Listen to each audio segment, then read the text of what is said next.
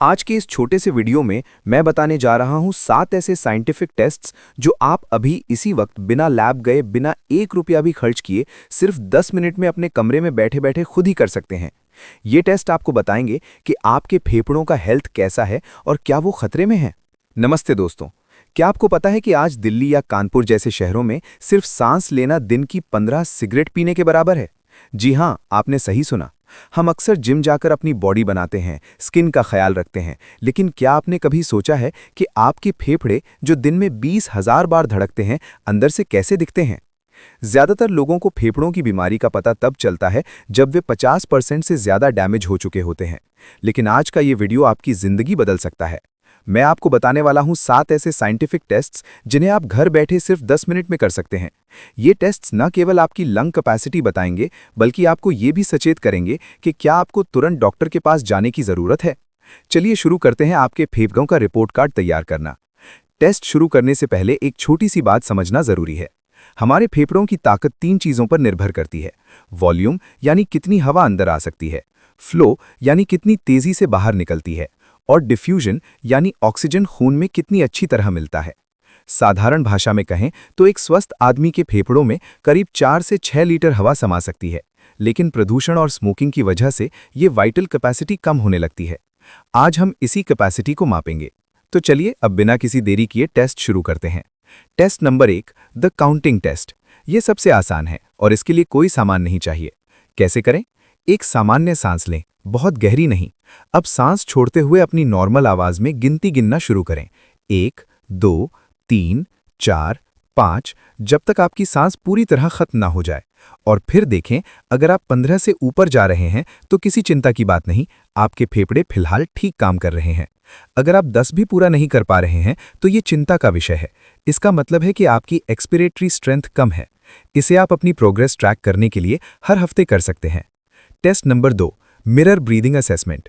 आप आईने के सामने खड़े हो जाइए और अपनी शर्ट उतारकर या फिटिंग कपड़े पहनकर अपनी सांस को देखें। जब आप सांस लेते हैं तो क्या आपके कंधे ऊपर की ओर खिंचते हैं? क्या आपके गले की नसें टाइट हो रही हैं? इसे मेडिकल भाषा में एक्सेसरी मसल यूज कहते हैं। एक स्वस्थ इंसान डायाफ्राम से सांस लेता है, जिससे पेट बाहर आता है। अगर आपके कंधे और छाती का ऊपरी हिस्सा ज्यादा हिल रहा है तो समझ लीजिए कि आपके फेफड़े ऑक्सीजन खींचने के लिए बहुत ज्यादा स्ट्रगल कर रहे हैं। ये क्रॉनिक स्ट्रेस या फेफड़ों की बीमारी का शुरुआती संकेत हो सकता है। Test number 3, the candle test. ये टेस्ट 1959 से डॉक्टरों द्वारा इस्तेमाल किया जा रहा है। ये बताता है कि आपके फेफड़ों से हवा कितनी रफ्तार से बाहर निकलती है। ये आपके एयर फ्लो वेलोसिटी को मापता है। कैसे करें? एक मोमबत्ती जलाएं और उसे खुद से 100 सेंटीमीटर यानी करीब 3 फीट दूर रखें। अब एक गहरी सांस लें और मुंह खोलकर उसे बुझाने की कोशिश करें। बेंचमार्क्स 100 सेंटीमीटर, आपके फेफड़े सुपरमैन लेवल पर हैं। 50 सेंटीमीटर, आप फिट हैं। 20 सेंटीमीटर या उससे कम, अगर आप इतनी पास से भी मोमबत्ती नहीं बुझा पा रहे हैं तो इसका मतलब है कि आपकी सांस की नलियों में रुकावट हो सकती है। आपको तुरंत स्पायरोमेट्री टेस्ट करवाना चाहिए।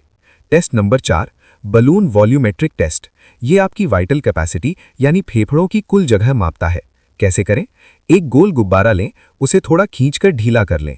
अब अपनी पूरी ताकत से गहरी सांस भरें और उस पूरी सांस को एक बार में गुब्बारे में भरें। सिंपल रूल, अगर उस गुब्बारे का साइज आपके सिर की चौड़ाई से 1.5 गुना बड़ा है तो आपकी लंग वॉल्यूम अच्छी है। अगर गुब्बारा बहुत छोटा रह जाता है तो इसका मतलब है कि आपके फेफड़े पूरी तरह नहीं खुल रहे हैं। फेफड़ों की इलास्टिसिटी कम हो सकती है। Test number 5, breath holding. बहुत लोग सोचते हैं कि ये ऑक्सीजन का टेस्ट है, लेकिन असल में ये आपकी बॉडी की CO2 टॉलरेंस का टेस्ट है। कैसे करें? एक गहरी सांस लें और टाइमर शुरू करें और देखें आप कितनी देर तक सांस को रोक सकते हैं। आपका स्कोर क्या कहता है? अगर आप 30 सेकंड से भी कम देर तक अपनी सांस रोक पाते हैं तो आपके फेफड़ों और मेटाबॉलिज्म को सुधार की जरूरत है। स्मोकर्स का स्कोर अक्सर इतना ही आता है। अगर आप 30 से 60 सेकंड तक अपनी सांस रोक पाते हैं तो ये सामान्य है। एक औसत स्वस्थ भारतीय का स्कोर इतना ही होता है। और अगर आप 90 सेकंड से ज्यादा देर तक अपनी सांस रोक पाते हैं तो बेहतरीन, आपका कार्डियोवैस्कुलर सिस्टम बहुत एफिशिएंट है। Test number 6, the stair test. ये फेफड़ों और दिल के तालमेल का सबसे बड़ा टेस्ट है। क्या आप बिना रुके 3 मंजिल सीढ़ियां चढ़ सकते हैं? ये सिर्फ पैरों की ताकत नहीं, बल्कि आपके फेफड़ों और दिल के तालमेल का टेस्ट है। अगर आप 12 मीटर यानी करीब 50 से 60 सीढ़ियां बिना ज्यादा हांफे चढ़ लेते हैं तो आपका कार्डियो रेस्पिरेटरी सिस्टम मजबूत है। लेकिन अगर एक मंजिल चढ़ते ही आपकी सांस फूलने लगती है और छाती में भारीपन आता है तो इसे नजरअंदाज ना करें। Test number 7, the peak flow meter. अगर आप ऊपर के टेस्ट्स में कमजोर रहे हैं तो आपको ये डिवाइस घर पर जरूर रखना चाहिए। ये मेडिकल स्टोर पर 300 से 500 रुपए में मिल जाता है। ये डिवाइस एस्थमा या सीओपीडी के मरीजों के लिए थर्मामीटर जैसा काम करता है। कैसे करें? इसे मुंह में रखें और जितनी जोर से हो सके शॉर्ट शार्प ब्लो दें। ये टेस्ट आपको बताएगा कि कहीं आपको साइलेंट एस्थमा तो नहीं है। अगर आपका स्कोर ग्रीन जोन में है तो आप सुरक्षित हैं। अगर रेड जोन में है या अगर आपका स्कोर रोज एक जैसा नहीं रहता और सुबह कम आता है तो अपने डॉक्टर से सलाह लें। दोस्तों, ये 7 टेस्ट्स आपको अपनी सेहत का आईना दिखाते हैं। अगर आपका स्कोर कम आया है तो डरिए मत। फेफड़े मसल्स की तरह हैं, इन्हें वापस मजबूत बनाया जा सकता है। अब बारी है रिपेयर की। फेफड़ों को साफ करने के लिए ये 3 चीजें आज ही अपनी डाइट में शामिल करें। 1, मैग्नीशियम रिच फूड्स, पालक और कद्दू के बीज। मैग्नीशियम सांस की नलियों को रिलैक्स करता है। 2, ओमेगा 3, अखरोट और अलसी के बीज, ये फेफड़ों की सूजन कम करते हैं। 3, एंटीऑक्सीडेंट, हल्दी वाला दूध और अदरक, ये प्रदूषण के टॉक्सिन्स को बाहर निकालते हैं। प्राणायाम, कपालभाति और नाड़ी शोधन रोज 10 मिनट करें। ये सोई हुई वायु कोशिकाओं को जगा देता है। पोल्यूशन से बचें। बाहर निकलते वक्त N95 मास्क पहनें। साधारण कपड़े का मास्क प्रदूषण नहीं रोकता।